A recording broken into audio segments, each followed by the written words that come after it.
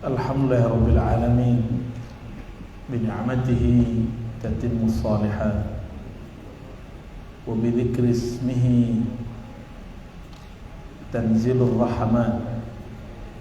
Asyhadu an la ilaha illallah wa asyhadu anna Muhammadan abduhu wa rasuluh. Allahumma salli wa sallim wa barik ala sayyidina Muhammad. Amma ba'du. Puji syukur kepada Allah Subhanahu wa taala, meskipun kita tidak pernah berjanji bertemu, tapi Allah pertemukan. Tidak pernah mungkin merencanakan jauh hari, tapi kemudian Allah yang menentukan. Dengan nikmatnya semua urusan menjadi berkah. Dengan rahmatnya insya Allah hati kita menjadi tenang. Waktu pandemi mungkin sudah tidak terasa ya. Dulu semua orang ketakutan, tapi sekarang sepertinya sudah tidak ada rasa takut itu. Nah, siapa yang menghilangkan itu?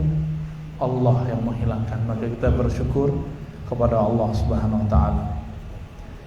Tentu yang paling penting yang kedua adalah wujud kita ini ada karena Sang rahmatan lil alamin itu adalah baginda Nabi Muhammad sallallahu alaihi wasallam. Maka sebagai bentuk rasa syukur kepada Allah, tidaklah diterima kecuali seseorang itu berterima kasih kepada baginda Rasulullah sallallahu alaihi wasallam. Yang saya hormati bupati atau yang mewakili dalam hal ini Pak Sekda dan semua jajarannya dan mitranya. Saya tidak mungkin sebutkan satu persatu. Kalau di kampus itu IBIT gitu Pak. IBIT itu ngikut yang sebelumnya aja ya, yang udah dibacain di situ. Ya, ada rektor juga di sini ya, masya Allah. Ya. Sama-sama akademisi. Allah Subhanahu Wa Taala mencintai ulama yang beramal, umara yang amanah. Dua-duanya kekasihnya. Negeri ini tidak akan beres kalau yang ngurus cuma ulama. Mesti ada umaranya. Umara itu ada umara pemerintahan, ada keamanan, ada pengadilan, segala macamnya. Dan semua itu anugerah subhanallah. Ya subhanahu azza wa jalla wa nas'allaha ay yuwaffiqana ila ma yuhibbuhu wa yardah. Mohon izin, belum kuat berdiri lama Bapak Ibu. Turun mobil, duduk sebentar, naik lagi. Ini perjalanannya agak panjang. Kami dari Kota Padang, Padang Panjang, Payakumbuh, ziarah, menziarahi orang-orang yang sudah meninggal. Tapi juga yang masih hidup. Jadi kalau guru saya masih hidup, saya kunjungi yang masih hidup. Habis itu kita transit sebentar ke Kampar dulu. Sampai di Kampar pun kami ziarah. Ada dua orang. Ada Syekh Ja'far, ada Syekh Abu Bakar. Jadi kami ziarah ke sana. Kalau ada satu lagi yang tidak saya ziarahi tapi sudah sering, namanya Syekh Abdul Ghani Batu Basure namanya ya. Langsung ke Pekanbaru, transit sebentar, ini baru sampai ya, jadi mohon maaf kalau nggak kuat berdiri. Kalau berdiri takutnya Pak Sekda nanti harus gendong saya nanti. Siap. Sebelumnya mari kita mulai kajian, anggaplah santai ya. Kajian ini dengan membaca surah Al-Fatihah. Semoga pikiran hati kita semua Allah berkahi, Allah bukakan. Al-Fatihah. A'udzubillahi minasyaitonir rajim. Bismillah.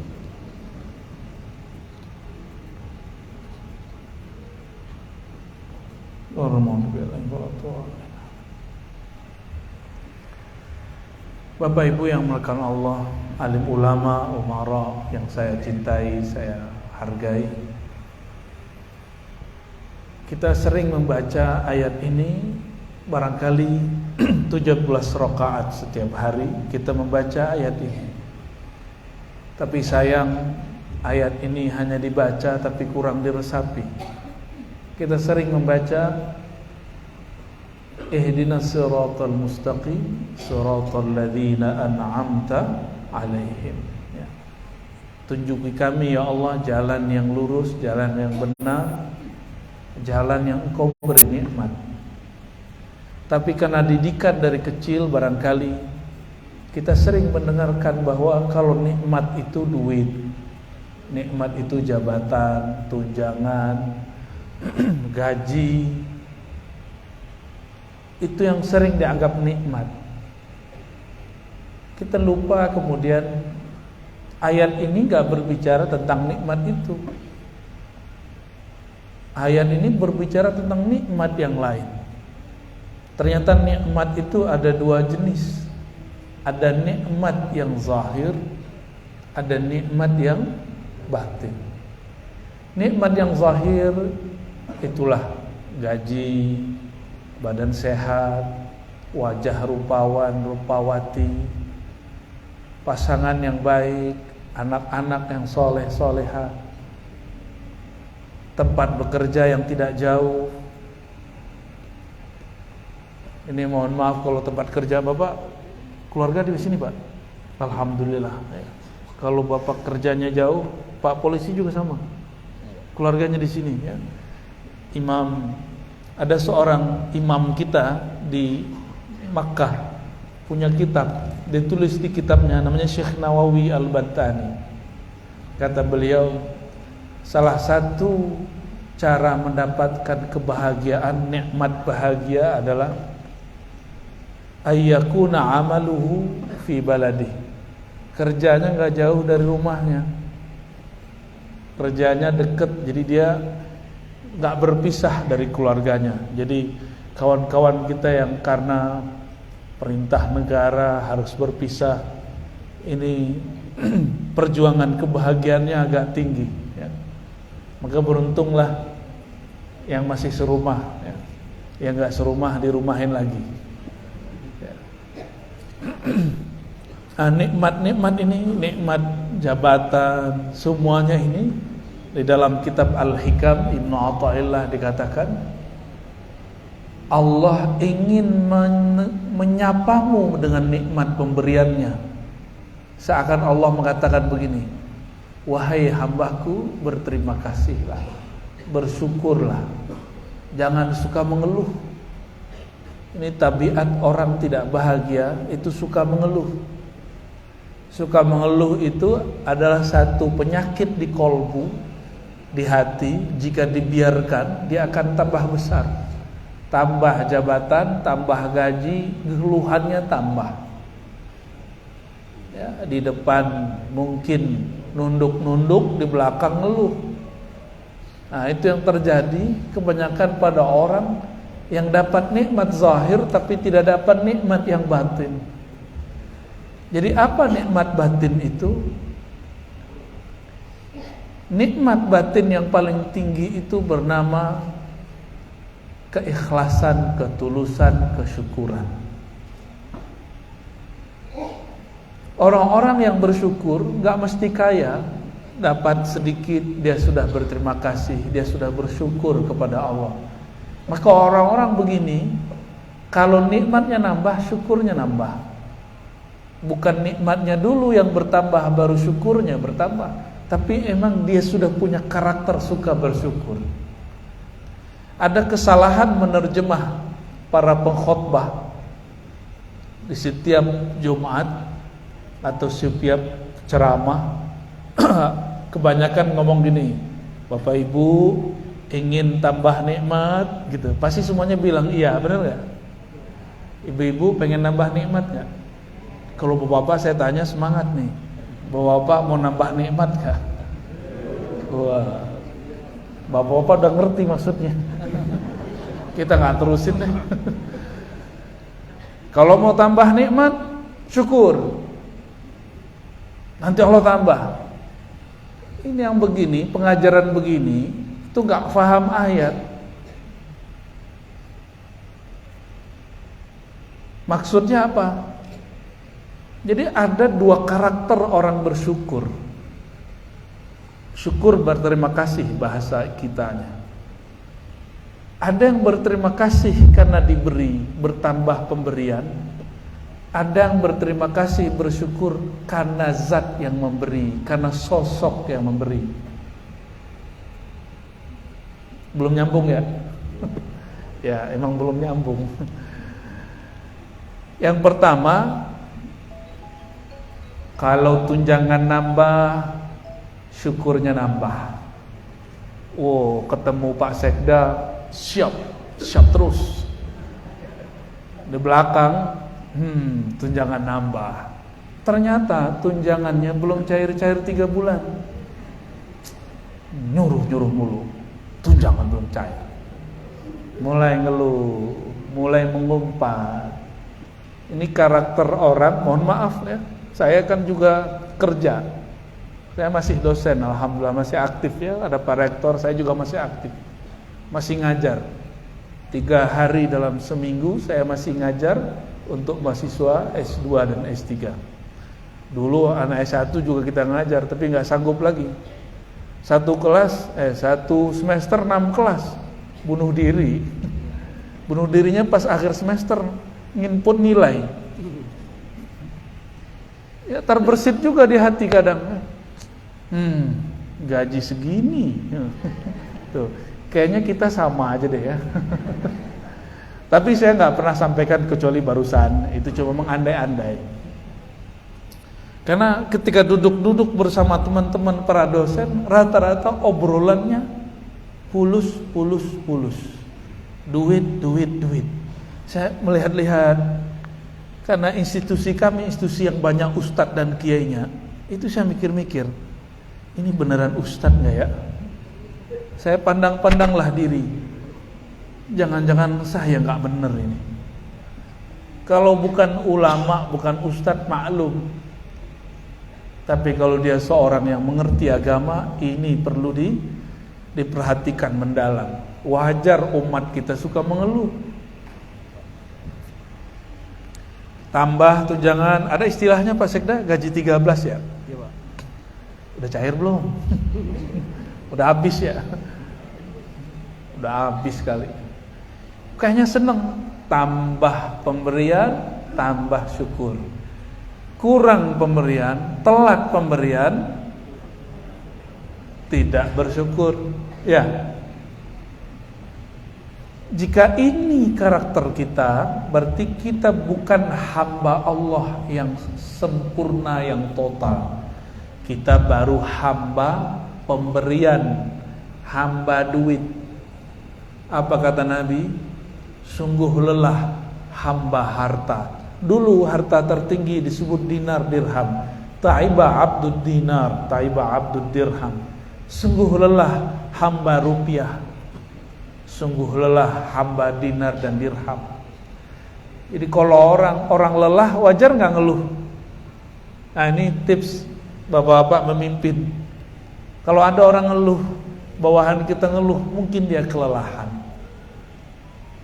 Apalagi kami di Jakarta itu sering kena macet. Kalau udah macet, apa yang terjadi? Orang ngutuk ngumpat. Yang paling parah, ada motor ngumpat mobilnya baru. Ya, ini masa setahun lalu atau 2 tahun lalu, masa-masa pandemi, masa-masa panik itulah. Ada satu mobil lewat di seberang kita, dia mau ke kiri, mau mampir, mau berhenti sepertinya. Motor ternyata mau masuk, tidak dapat jalan, motornya turun, dia kemudian berteriak. Dia pukul itu mobil, apa kata dia? Lu sok kaya, ngeredit juga gitu. Yang punya motor sombong. Apa kata dia kepada yang punya mobil? Ngeredit juga. Ini sudahlah miskin pakai motor, sombong lagi sama yang punya mobil. Gimana? Ada yang begitu nggak? Ada ya.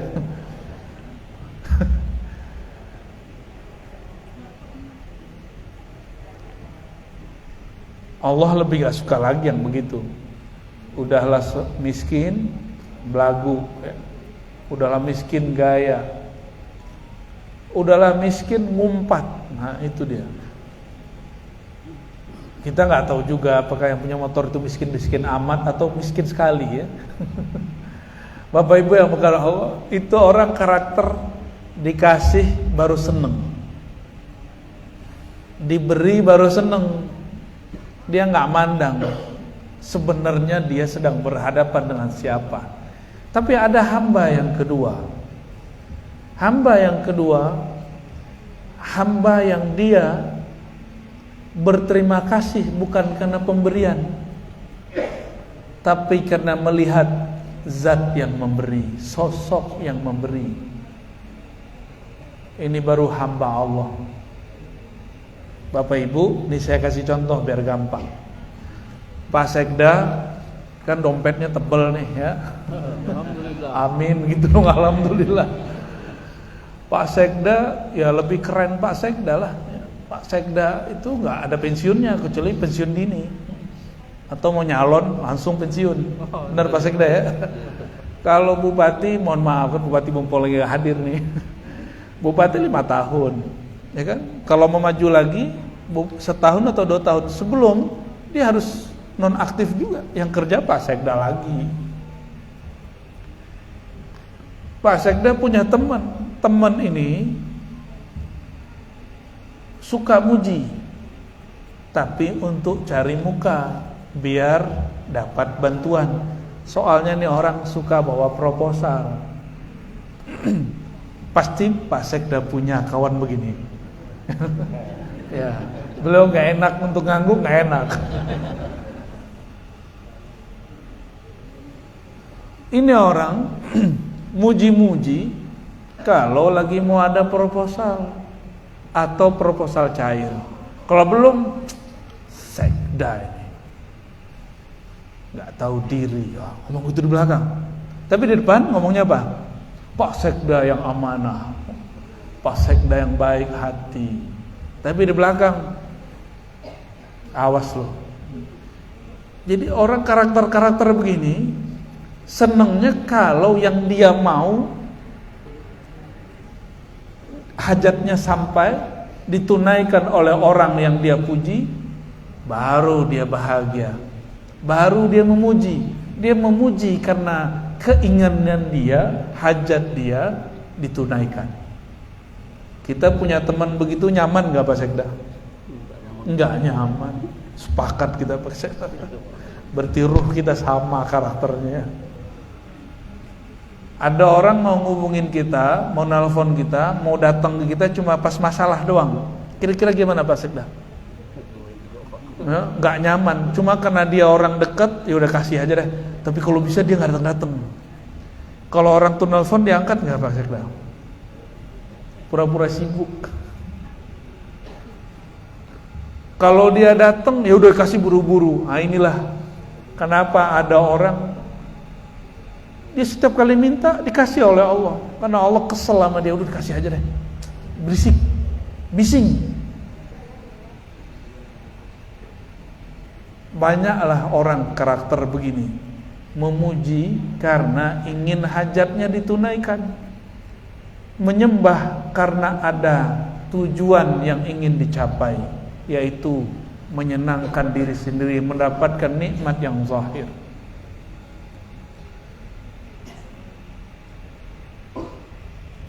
Lain dengan hamba yang kedua.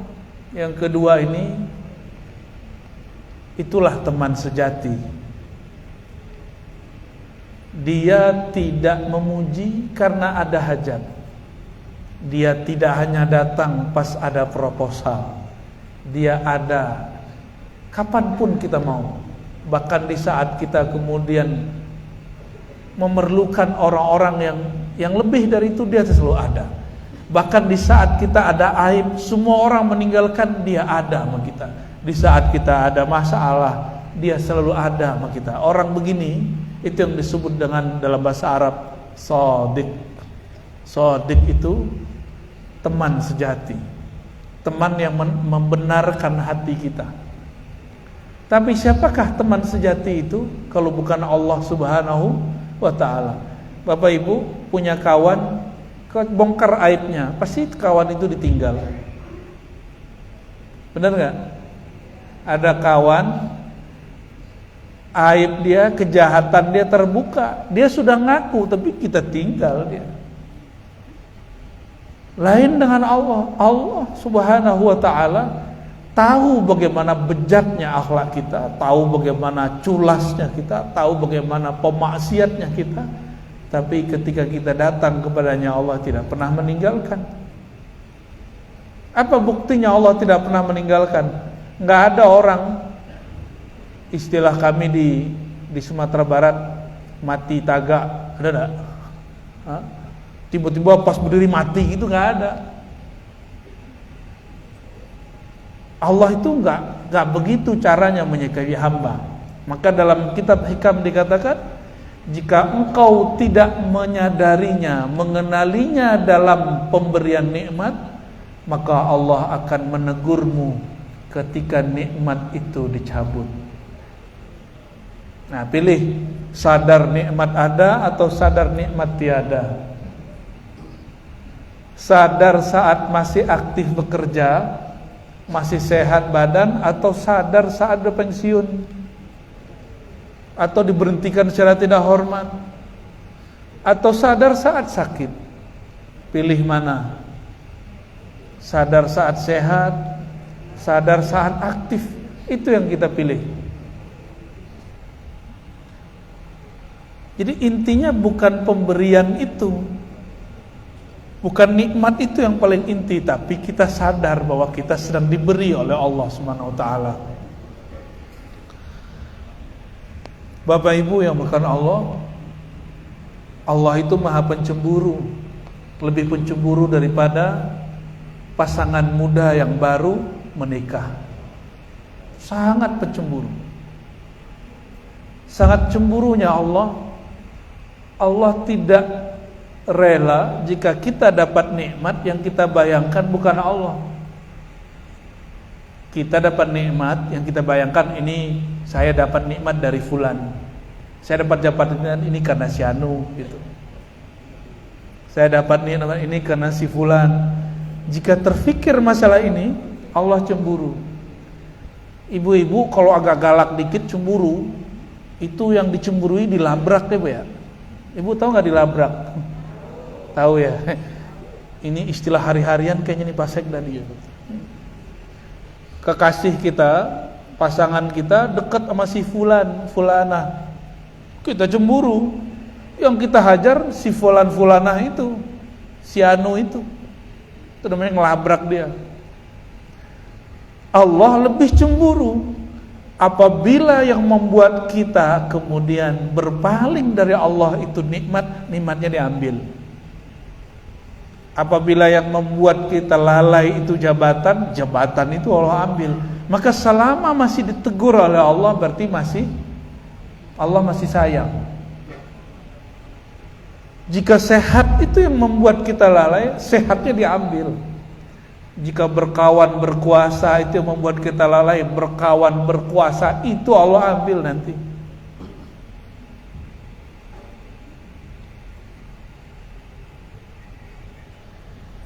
Itu yang disebut di ayat tadi oleh qari kita tadi, wala takunu kalladzina nasullaha fa ansahum anfusahum ulaika humul fasikun. Surat Al-Hasyr ya.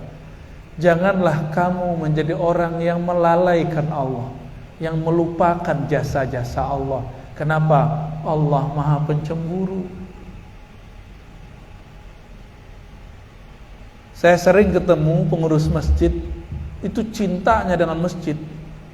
Apa yang terjadi ketika dia sudah tidak jadi pengurus masjid? Jasanya masih ada, yaitu masjid direnov, diperbaiki. Ketika dia tidak dihargai, apa omongannya? Itu masjid kalau bukan karena saya nggak jadi. Saking cemburu dan cintanya kepada masjid, tapi dilupakan oleh orang-orang tertentu. Nah, kalimat-kalimat ini muncul, tapi karena yang berkalam hamba, efeknya tidak begitu. Kalau yang berkalam orang berkuasa, misalnya gini,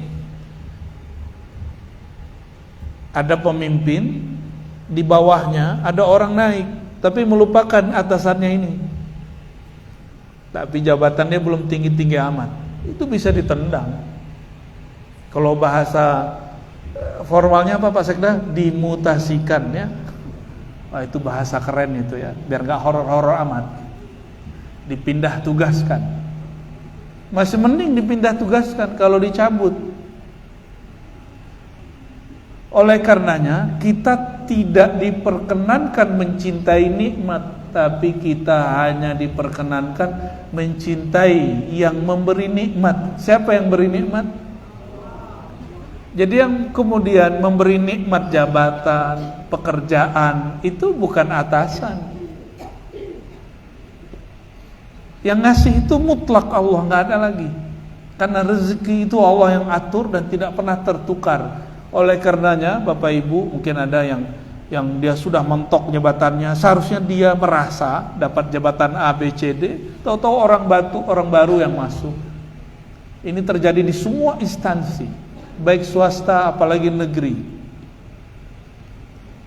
Jangan ngomong begini, saya yang capek ke orang yang dapat.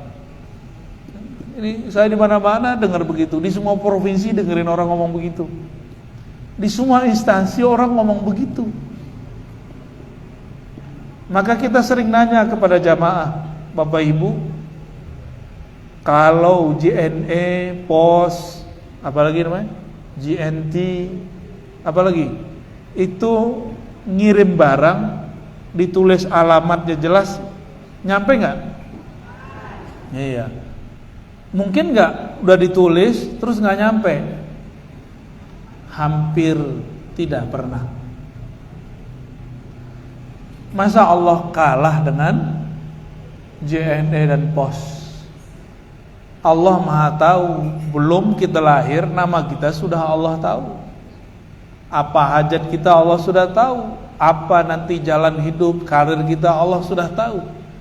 Oleh karenanya Allah tidak akan pernah salah memberikan jalan hidup ini. Jadi nikmat karir, nikmat kerja itu semuanya sudah ada. Gak usah khawatir. Kalau faham bab ini, hilanglah rasa iri dengki. Jadi kalau masih ada iri dengki berarti belum faham bab ini.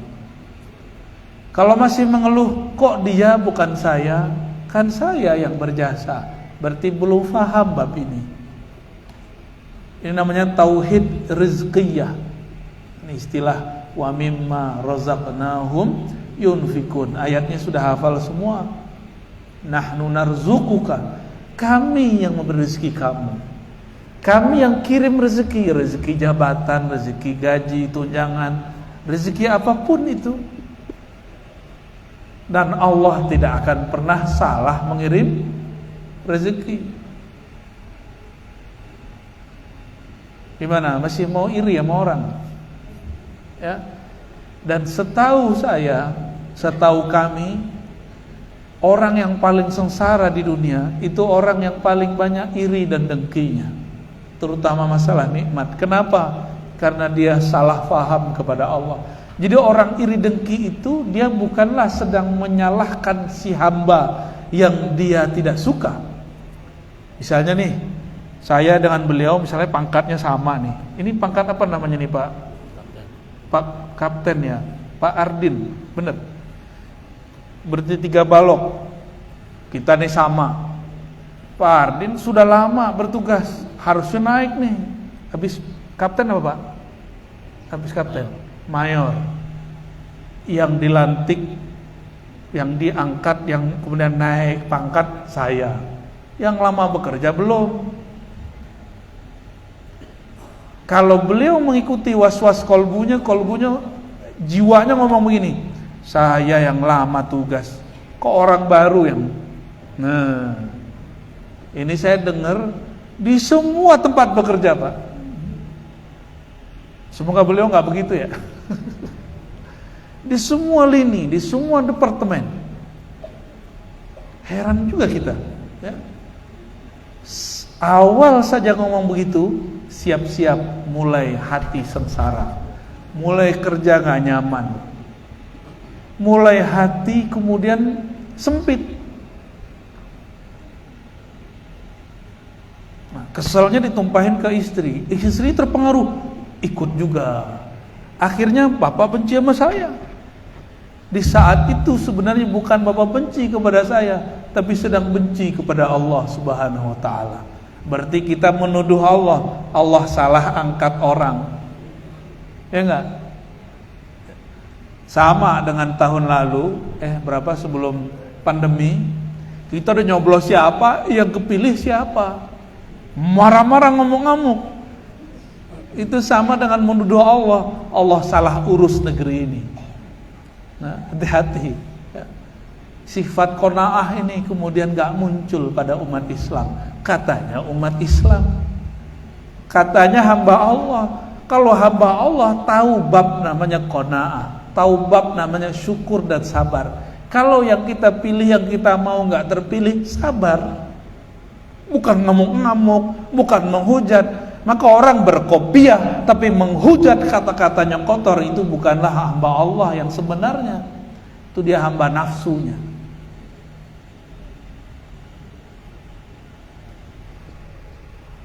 Kok jadi serius Bapak Ibu? Iya, 2 rius 3 rius. Maaf ya Bah ya.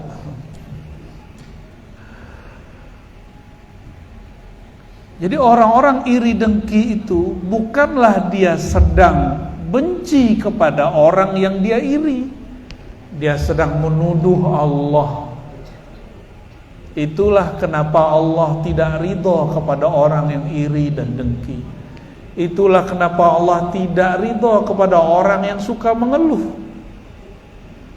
Ada orang ngomong gini, hidup saya susah, payah, disuruh-suruh mulu, tapi saya sabar. Kedengaran nama gurunya, apa kata gurunya? Orang sabar itulah syakwa.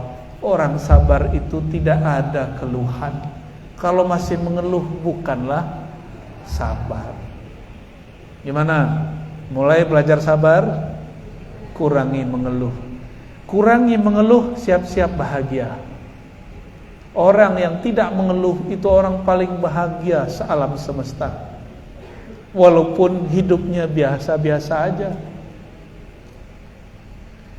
Dulu waktu masih sangat muda, punya kerjaan, gaji 300.000, 500.000, seneng. Dulu kita mikir coba gaji 5 juta. Ya, pas gaji sudah 5 juta, mikir lagi coba gaji tunjangan 10 juta. Udah begitu kayaknya enak deh, tetangga sebelah gajinya 15 juta. Tapi di dunia kerja sama-sama ngantor, dia lebih 500, kita kurang 500, itu keselnya udah bukan main. Temen diajak rapat, kita nggak diajak rapat. Waduh, hati kayaknya teriris-iris. Berarti ada orang di saat diberi nikmat yang zahir, dia tidak menyadari itu nikmat, justru dia malah tersiksa. Siksaan itu ada pada apa? Bukan ketika disuruh sit up dan push up atau guling-guling angkat barang.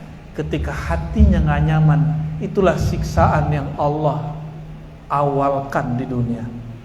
Maka ingat itu, mengeluh adalah siksaan pertama di alam semesta. Setiap kali orang mengeluh, disiksa hatinya. Apa kata mak-mak nih Pak? Halo Pak, kata mak-mak nih, walaupun makan kurang, yang penting tetap dengan yang disayang. Tapi saya nggak yakin itu ya, nggak yakin itu. Ya, tapi itulah gombalnya orang jatuh cinta. Biarlah hidup susah, yang penting jangan bikin susah hatiku bang. Gitu Pak. Jangan bikin hatiku gelisah bang. Ya Bu ya. Tapi nggak bisa begitu. Itulah ujian bapak-bapak, ibu-ibu. Doain aja. Allahumma sholli wa sallim barik alaihi. Sampai jam berapa kita nih Pak? Jangan sampai jam 5. Saya belum jamak, Pak. Saya jamak kosor soalnya. Bapak Ibu yang melakukan Allah, mau jadi hamba nikmat atau hamba Allah yang memberi nikmat? Pilih mana Bapak Ibu? Pertama atau kedua? Mau jadi hamba nikmat atau Allah sang pemberi nikmat? Bener nih. Orang begitu tidak akan memuji dengan untuk menjilat. Dia memuji aja. Tapi kalau hamba nikmat, itulah para penjilat. Karena ini mulai dekat-dekat tahun politik, hamba penjilat mulailah banyak. Seperti ulat bikin gatal. Orang-orang yang menjilat itu karena dia tidak melihat zat yang memberi nikmat, maka dia memuji, tidak ada ketulusan. Ibu-ibu dipuji waktu masih gadis nih, kamu cantik ya, I love you gitu. Karena teman kita ini suka ngegombal, kita tahu itu bukan kata-kata jatuh cinta, dia hanya suka gombal. Tapi pas lagi jalan, duduk-duduk, mata ini tiba-tiba tertuju ke satu sudut. Ada wajah yang menarik di sana. Ketemu mata bersir di dalam dada. Ditanya nama doang melayang. Namamu siapa, Neng? Kalau di sini apa Adek ya? Adek. Namamu siapa? Mau jawab bibirnya udah gemetar duluan. Cuma ketemu pandang sudah seneng, apalagi ditanya nama. Inilah makna Sayyidina Ubay bin Ka'ab ketika Nabi SAW mengatakan, wahai Ubay, sesungguhnya Allah mengirimkan salam untukmu. Sesungguhnya Allah menyuruh engkau, bukan kirim salam ya, sesungguhnya Allah menyuruh engkau membacakan Quran untukku. Ubay matanya berkaca-kaca. Apa kata Sayyidina Ubay? Ya Rasulullah, Samani, apakah dia menyebut namaku?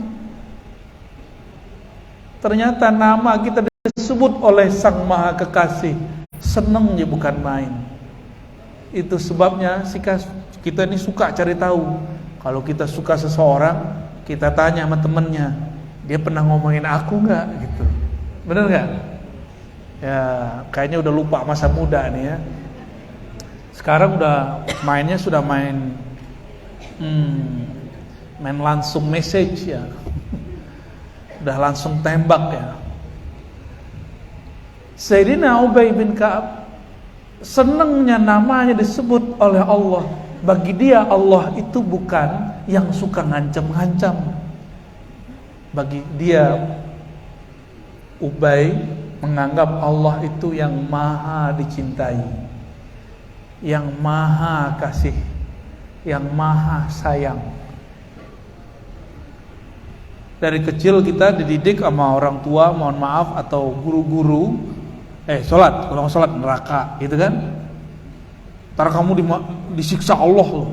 Akhirnya yang masuk ke alam bawah sadar kita, Allah itu tukang siksa, Allah itu ngancem-ngancem pakai neraka. Bener ya?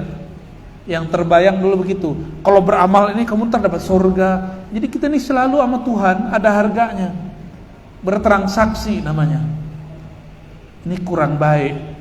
Untuk menjadi seorang hamba ini kurang baik. Akhirnya kita hanya kenal Allah bab ancaman. Makanya anak-anak ini semakin diancam semakin lari hari ini. Karena kita kurang menampilkan Allah yang maha sayang. Mohon maaf, semoga di sini tidak begitu ya. Pemimpinnya tidak bab panitia ancaman. Tidak hadir, diancam, tunjangan dipotong. Telat 5 menit dipotong sekian, tidak hadir ini dipotong sekian. Itu ancaman semua. Itu sistem ancaman karena dari kecil kita dididik seperti itu. Terasa nggak oleh Bapak Ibu yang bekerja bahwa suasana kantor kita kadang-kadang suasana ancaman, bener nggak? Tuh kan, siap-siap Pak Sekda. Intinya di Pak Sekda ini mau bupatinya ganti 1000 kali ya.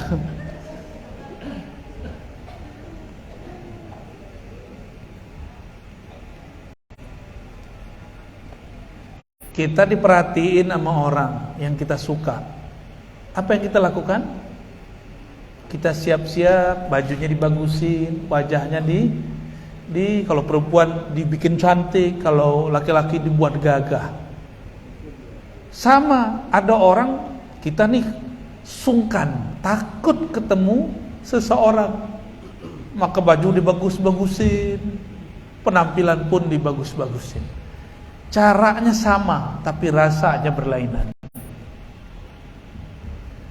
Yang satu penuh bahagia, yang kedua khawatir. Ada rasa-rasa kayak tadi, terancam. Pilih hidup yang mana? Yang pertama atau yang kedua? Ya. Mencari cinta atau menghindari siksa? Mending mencari cinta, karena cinta itu obat semua siksaan, Bapak Ibu. Saya minum dulu ya. Bismillah.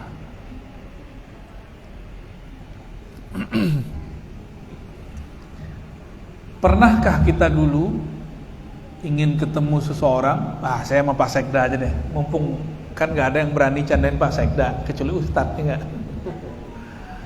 Pak Sekda dulu kalau mau ketemu kekasih, wajahnya diginiin nggak? Dirapikan ya Pak. Iya, rambutnya diapain? Yo, padahal nggak nambah apapun. Bajunya ya. Supaya apa? Karena orang yang disuka Pak Sekda memandang zahirnya dulu, baru mandang batinnya. Benar nggak? Iya, kayak mantan aja. Ini bukan mantan Pak Sekda kan?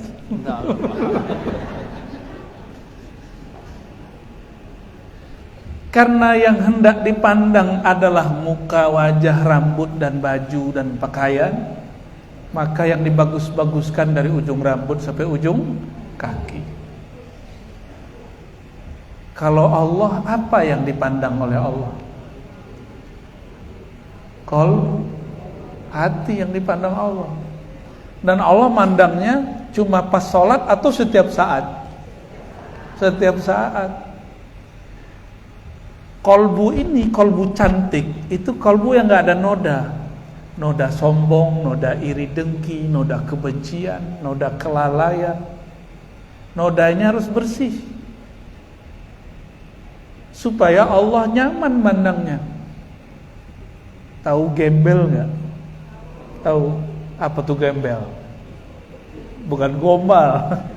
Pakaiannya jelek, bajunya jelek, wajahnya amburadul, rambutnya Masya Allah, rambut berantakan, itu namanya apa ya? Berantakan aja deh ya.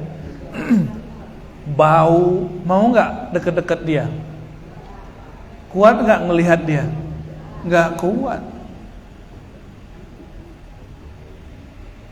Apabila ingin mengundang pandangan Allah ke dalam kolbu, mencari perhatian Allah yang maha kasih, jangan biarkan ada bau di dalam hati.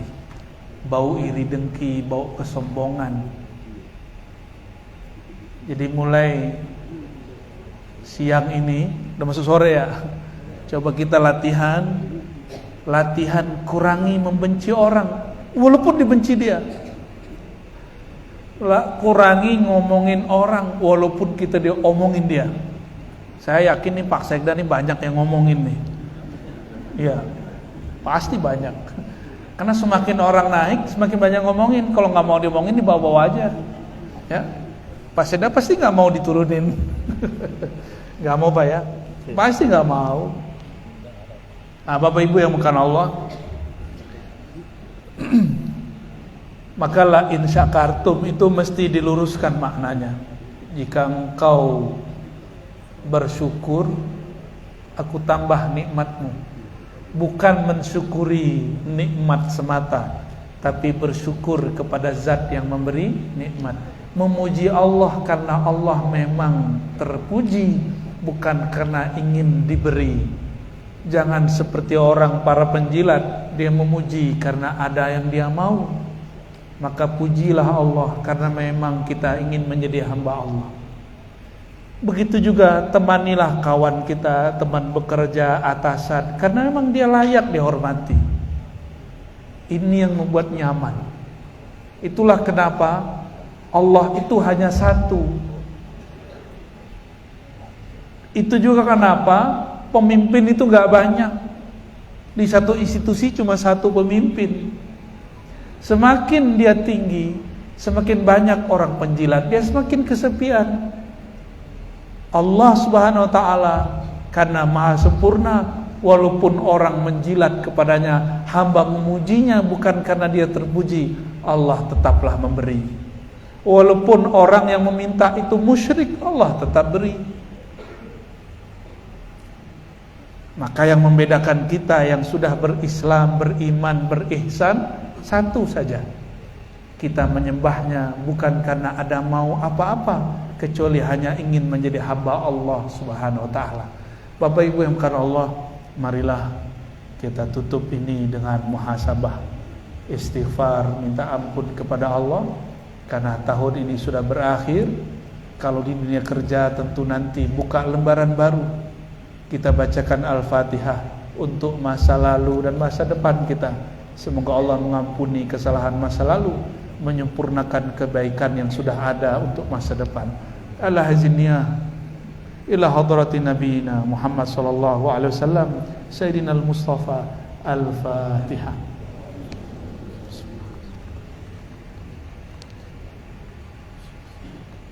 Syiratal ladzina an'amta 'alaihim.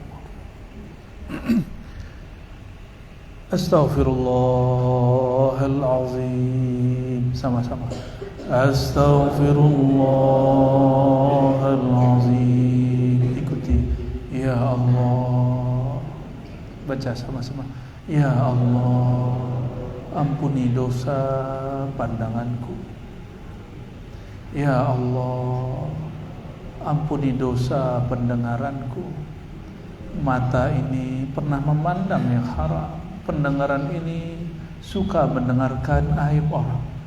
Lisan ini ya Allah suka mengata-ngatai orang, membicarakan keburukan-keburukan orang.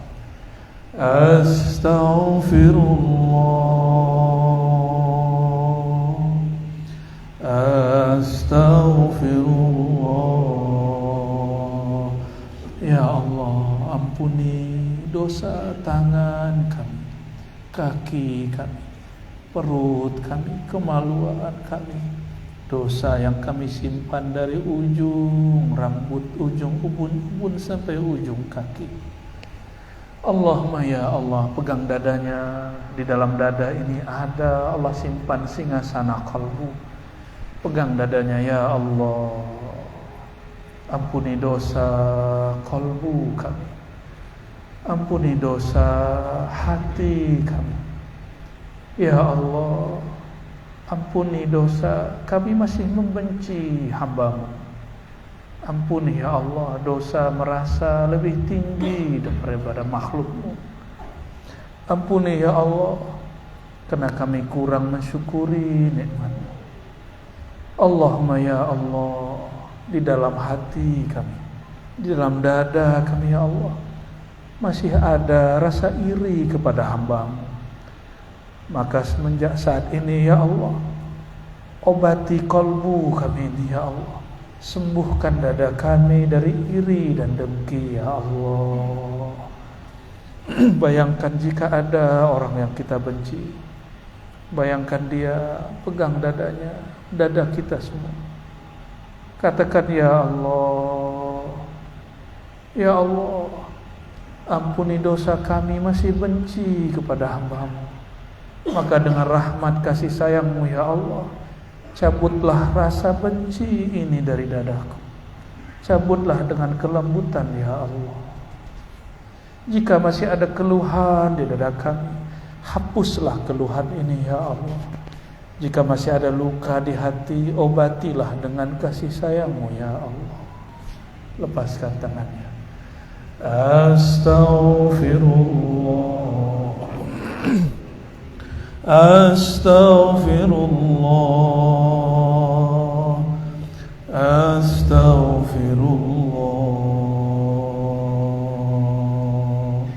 Ya Allah, kami pernah menyimpan maksiat yang tidak kami sadari ya Allah. Yaitu kadang-kadang kami menyakiti orang tua kami ya Allah. Kurang menghargai kawan dan tetangga ya Allah.